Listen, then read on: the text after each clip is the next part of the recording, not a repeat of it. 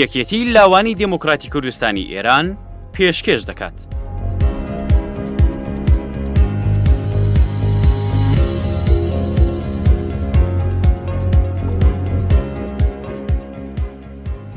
لە کۆمەڵە فایلە سیاسیەکان فایلی ژمارە 5 بورژوازی.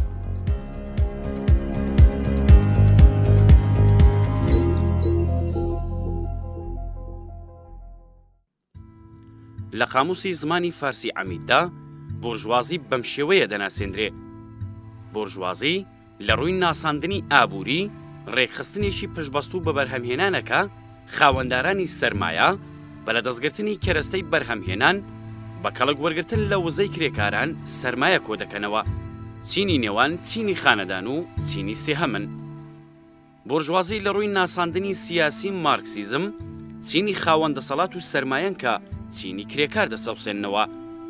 بورژوازی لە وشەی بورژا بە مانای شارنشین وەرگیراوە و ڕیشە مێژوویەکەی بۆ سەدەی 11 و 12 بەدواوە لە ئەوروپای ڕۆژاوایی دەگەڕێتەوە کە چینی بازرگان و پیشەسازان و خاوەندارانی مانۆ فاکتۆرەکان بەرەبەرە جێگیر و هێزیان گرتووە و لە کاتێکدا لە سەدەی 16 و 17 بۆ دروستکردنی حکوومەتی ڕەها و بێسنووری خانەدانەکان یارمەتی زۆریان داون. لە کۆمەڵناسی چینەکانی کۆمەڵایەتی بورژواکان بریتین لە خاوەن کارخانەکان، خاوەنانی سەنعەتە گشتیەکان، بازرگانە زۆر دەوڵەمەندەکان و بانکدارە گەورەکان کە هێمای چینی چاوسێنەری کۆمەڵگان. لەم مانایەدا ناساندنی بورژوازی لە جەوهەری چینایەتیدا کوور دەکرێتەوە.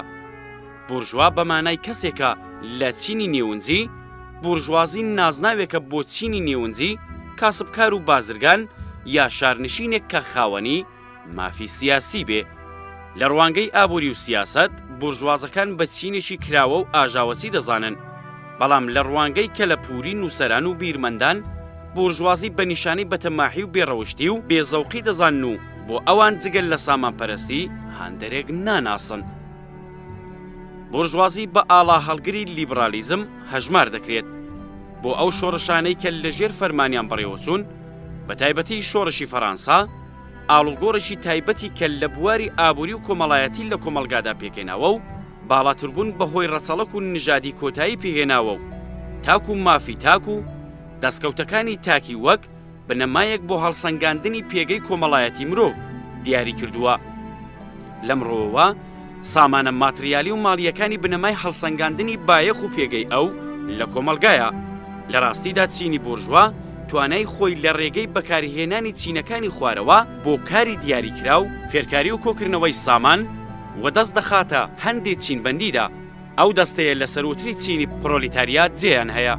بورژواکان لە کۆمەلگای سەرمایەداری سەرقاڵی چالاکی وەکو یاسادانان و دیاریکردنی یاساکانی کۆمەلگان و خاوەنی ڕاستەخینەی زەوی و دام و دەستگای شارن. وردە بورژوازی. وردە بورژوازی وشەیەکی سیاسی ئابووریە و لەسەر بنەمای ماتریالیسمی مێژووی پێناسەی بۆ دەکرێت.